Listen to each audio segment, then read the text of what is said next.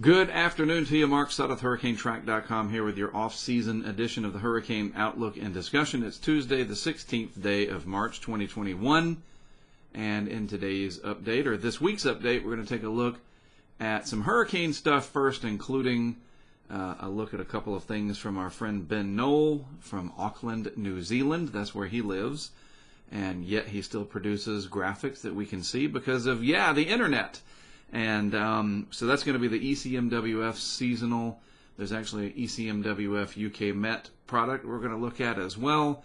You know, the typical stuff, El Nino, La Nina, ENSO, whatever, tropics. And then we will look at some lower 48 weather issues because those issues are starting to become quite concerning as a severe weather outbreak looks to manifest itself tomorrow and Thursday for the Deep South, and then into the Southeast proper, the Carolinas, Georgia, maybe even Southeast Virginia. We'll cover it all, and maybe even a little more in this week's update.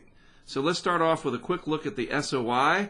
Some interesting changes here. Look at that. It's been plummeting, and now it is getting close to neutral. The 30-day average is 2.3.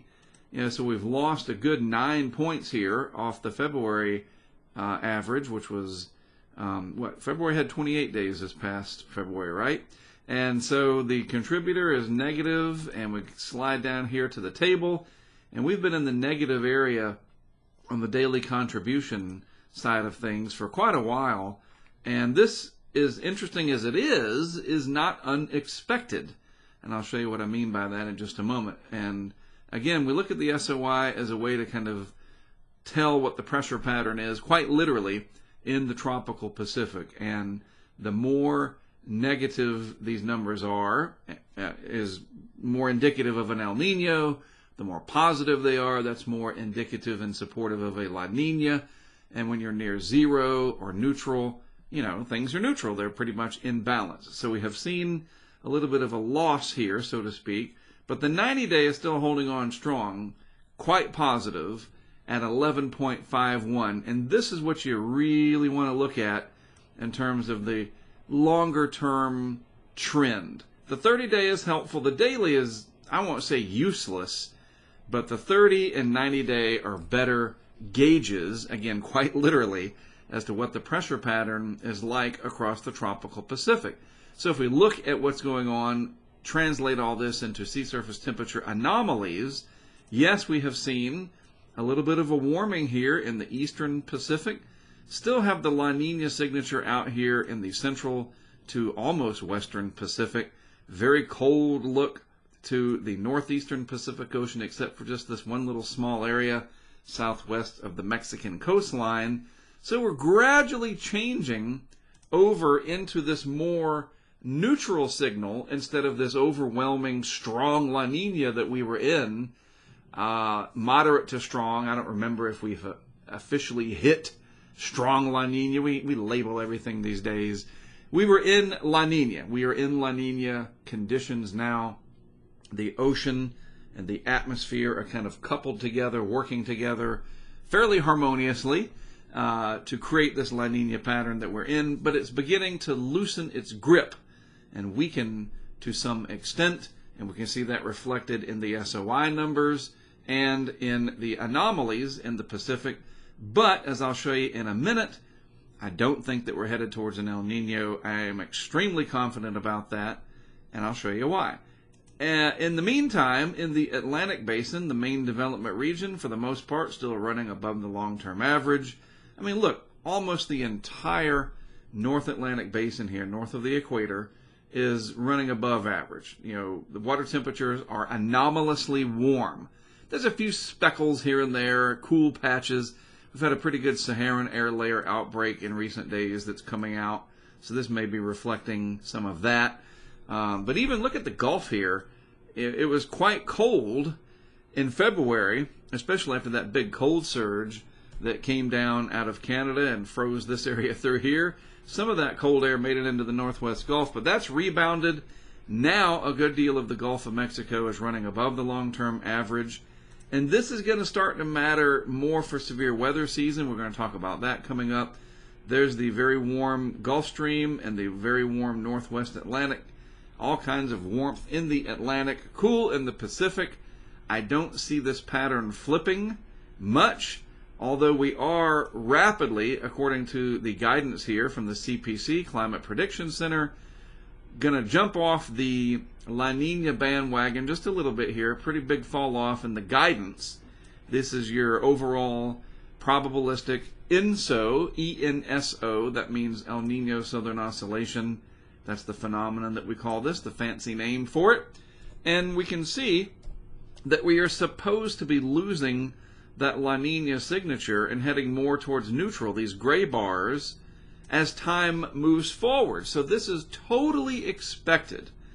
And we should remain in sort of this cool neutral pattern as we get into the start of the hurricane season, which will begin in this trimester, or monthly. Well, yeah, it's a trimester, 3 months. April, May, June. There's May, June, July, and so forth and so on to the peak of the season. August, September, October, almost equal chances for probably cool, neutral. And so here's the neutral line right here, 0. None of this guidance is suggesting the warmth here, which is El Nino. I mean, it's practically, just forget it. It's not going to happen.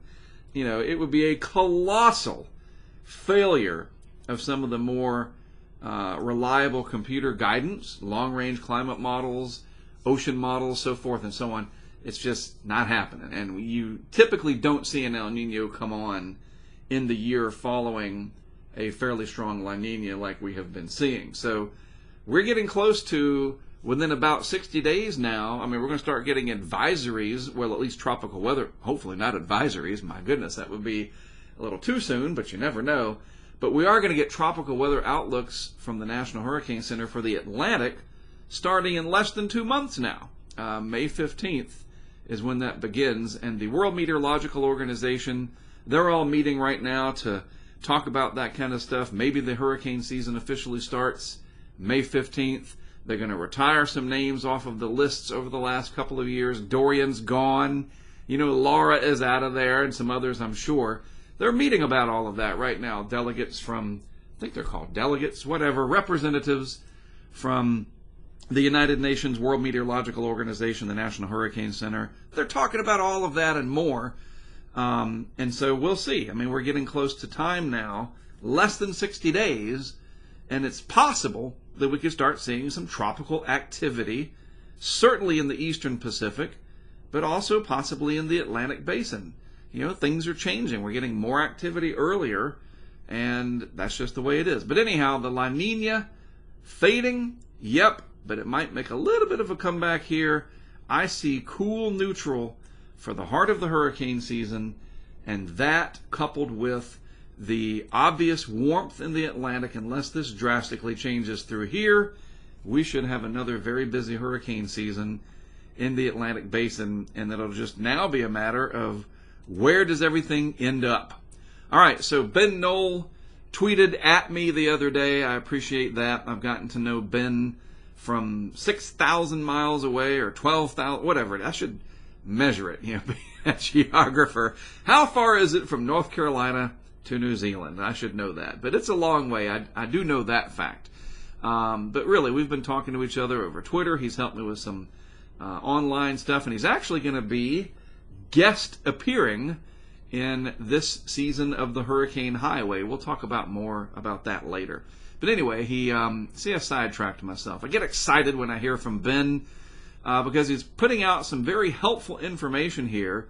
This is the ECMWF velocity potential for the upcoming hurricane season.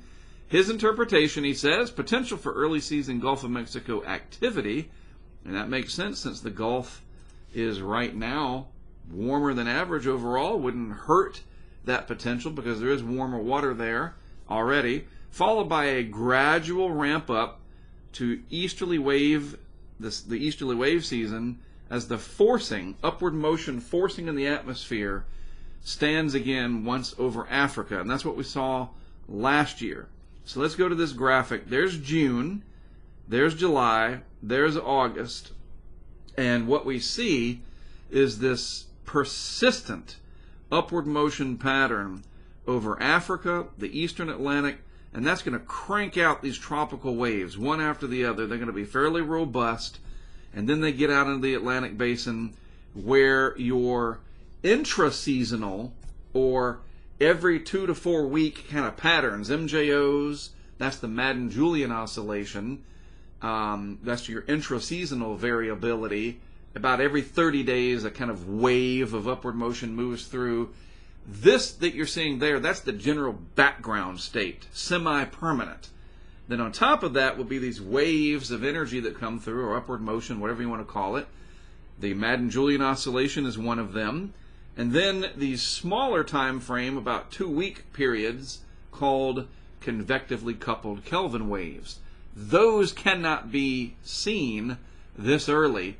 I mean, this is hard enough, but the models are getting really good at it. We saw it last year around this same time. This is a very strong signal for a quite busy hurricane season, but it doesn't guarantee it.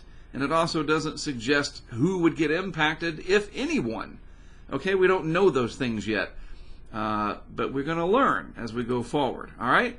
And then he tweeted today and said that the Ecmwf UK Met Super Blend, which is a product that is exclusive that Ben Knoll creates using his coding prowess, that the rainfall, this is the precipitation anomaly for the period of June through August, is strong. You like that little emojicon, whatever you call it, emoticon, emoji, I don't know, icon, that's what I call it.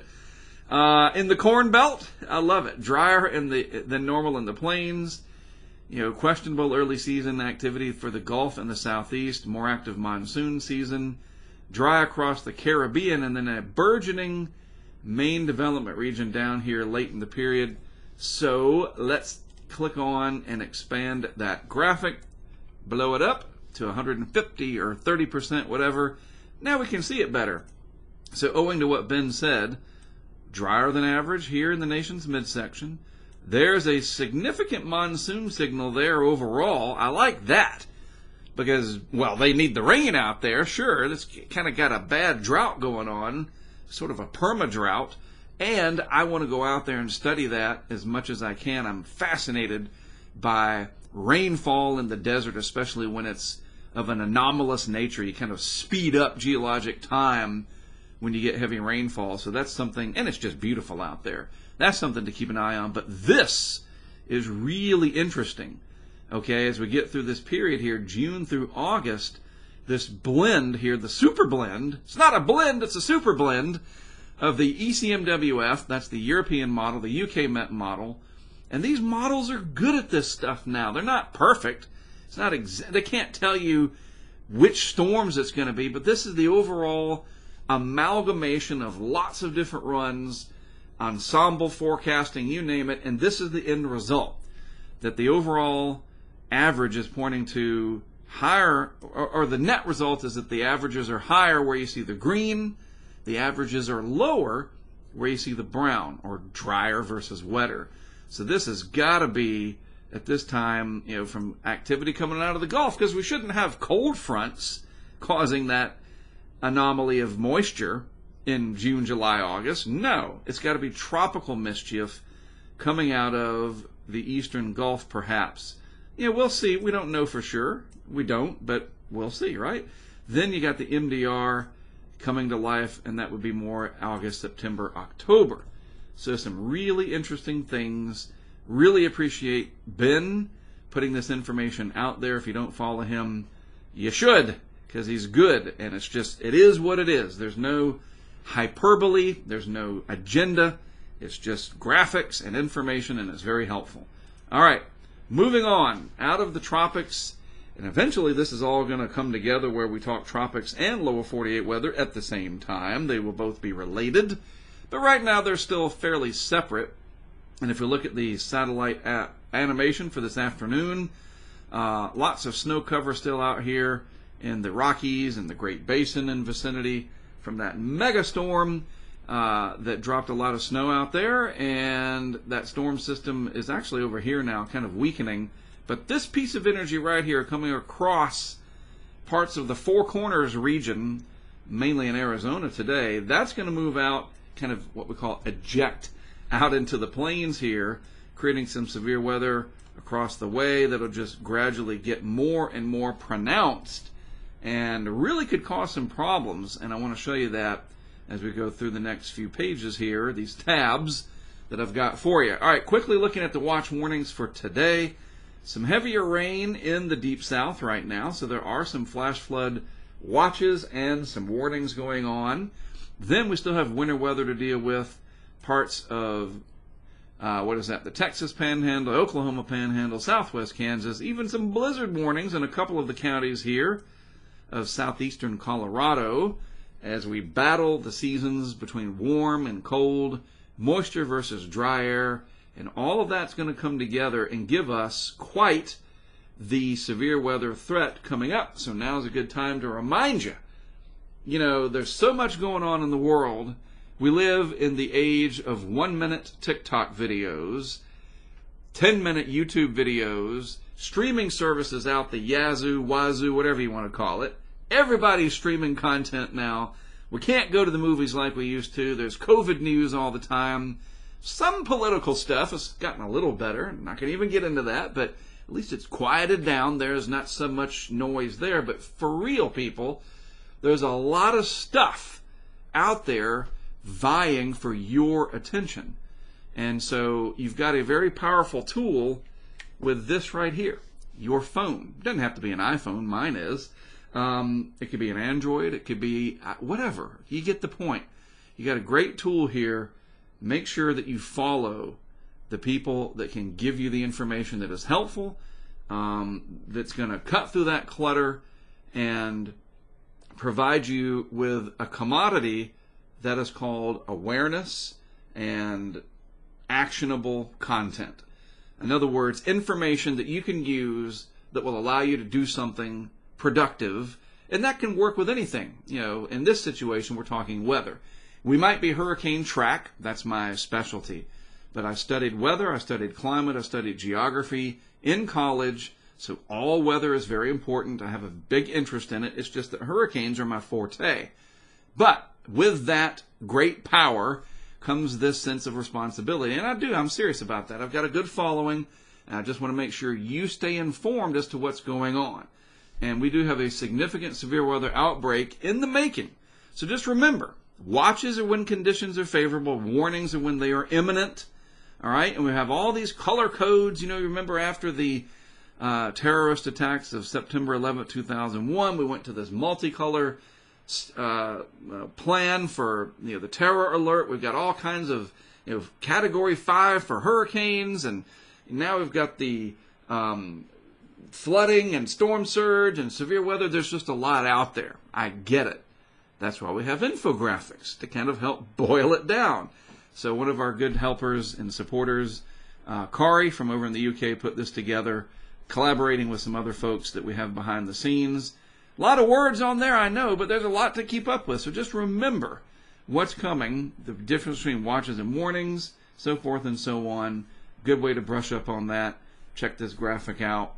And you can go to spc.noaa.gov because it's severe weather season. That's why I've got this little tornado icon going on for the HurricaneTrack severe weather season before we get to hurricane season. All right? So let's get on looking at, is that the way to say it? I'm not the best grammar, but whatever. We shall take a look at the severe weather outlook, the overview, day 1. And this is from pivotalweather.com. I just became a subscriber today.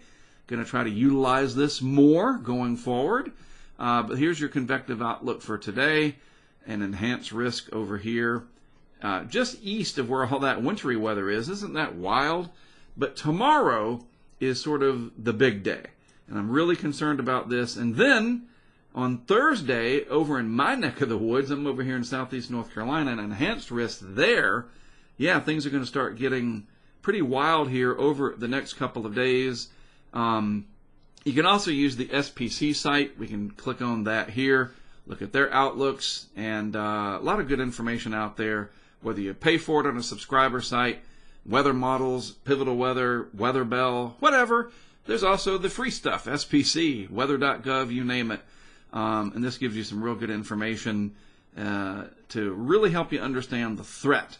All right, and you can scroll down and read through some of this, and it's very helpful. I suggest you do it. We don't read as much as we should, I think, and I can't do it all for you. I'll show you, point you in the right direction, but you got to take it upon yourselves to read through it. The one thing that I'm the most concerned about is that some of this area through here tomorrow may get upgraded. That's upgraded. When you get upgraded, usually it's a good thing. In this case, it's bad. We may see a high risk, that interesting pink color right there, come into play somewhere in this area tomorrow. So very, very, very, very serious here, ladies and gentlemen. You need to pay attention to this going into tomorrow. Make sure that your smartphone is smart and ready to go, that you get alerts. You know, maybe get Radar Scope or something where you can track what's going on. The free apps are nice. But man, when you spend $10 on something like Radar Scope, it's worth it because you can pinpoint what's going on. You can share that stuff real easy, and you don't have the ads at the bottom. You know, it's support stuff like that. But really, it's helpful. Tune into your trusted people, James Spann in Alabama, whoever. You know, he's the most famous in the Deep South, in my opinion, and rightfully so. But find the people that you can trust, filter out the noise and the hype, and make sure you're on top of it so that you know what's going on, because a lot of this action could be trying to make me go away tomorrow night after dark. That's when nighttime is, right? So seriously, this is going to be growing a growing concern tomorrow, and then Thursday into my neck of the woods. Pretty high probabilities overall, and you need to stay on top of it. So let me show you real quick. We're going to take a look at the HRRR, the HURR. What is the HURR? It is a NOAA real-time 3-kilometer resolution. That means it's big time. It's got good resolution. It can resolve smaller details. Hourly updated. Okay, so it's not... well, let me just use my highlighter. That's what it's there for. It's updated every hour, roughly, if I can get this to work. And it'll resolve clouds, convection allowing atmospheric model. I mean, it's just real fancy. It's high-end stuff. It takes a lot of computing power. So that's what the HRRRRRR is. I joke about that. But it's a great model. And on Pivotal Weather, here's what it looks like. This is tomorrow morning, 12Z Zulu time. So that's about 8 a.m. Eastern time. All right? So in northern Alabama here, some ongoing convective activity might be a good thing to help dampen the atmosphere a little bit. Maybe, hopefully. I think we're going to need any break we can get, because this severe weather stuff, I'm telling you, these tornadoes, they're scary. They really are. And you got to be watching this stuff. But this is what the high-resolution model shows us. Move through time, if it'll do it. Come on. All right, so, yeah, there's tomorrow morning through tomorrow afternoon. The first wave goes out. And then a few isolated cells. You can see them speckled throughout Alabama, parts of Georgia. Just generally heavy rain for the western parts of the Carolinas. But then, if we just move through one at a time here, the main action starts to come in towards late afternoon and evening. And it's these guys. Somehow it jumped ahead. Why did it do that? I got to learn this interface better. Some of these cells through here are potentially going to be problematic. When you get these isolated cells, and don't take this to be exactly what's going to happen, but the bottom line, here's what I want you to take away from this. Oh, I see what it's doing. It's trying to, I just got to learn my interface better. When you see cells out ahead of the main line, those are the ones you typically have to worry about to create tornadoes. All right? You can still get them inside the line itself, but discrete supercells are the biggest problem. When they isolate themselves, they get that hook echo, usually out in front of the main line. That's what we need to look for tomorrow. So you'll see people tweeting about the HRRR and the 3-kilometer NAM and whatnot. Pay attention to that tomorrow when you follow some of these people that tweet this kind of stuff, because it could be very helpful as we watch this unfold. All right, and this only goes out to about 48 hours. And so the line progresses. You can see how this goes through. Big squall line there that's going to roll right through the Deep South. And then eventually this ends just the way it is into Thursday morning at 8 a.m. and then throughout the day Thursday is going to be an issue all through here. All right, so a lot to keep up with, and you got to stay safe. You got to stay informed. This severe weather situation could prove to be quite nasty, so please stay on top of that as we go forward. All right? All right, don't forget we are supported by a great group of people on Patreon. Yes, it's much more than a membership, and no, it's not, begging for money. Well, whatever. What we're doing with it is absolutely phenomenal, and we are able to do so much with it, and I'm going to be talking about it more as we get towards the hurricane season. But this is how we do what we do. This is how I'm able to do this as a job. So follow, support, whatever on Patreon. Lots of different levels to choose from, depending on what you want to be involved with. And now with a new round of stimulus funding coming out, more and more people might be able to do it. Who knows? I got some plans with mine to invest in some equipment. See, we'll be stimulating the economy with the weather stuff. Also, we're on YouTube, Facebook, Twitter, and that's about the extent of all that I can deal with time-wise right now. But yeah, subscribe on YouTube, and we are on Twitter at HurricaneTrack.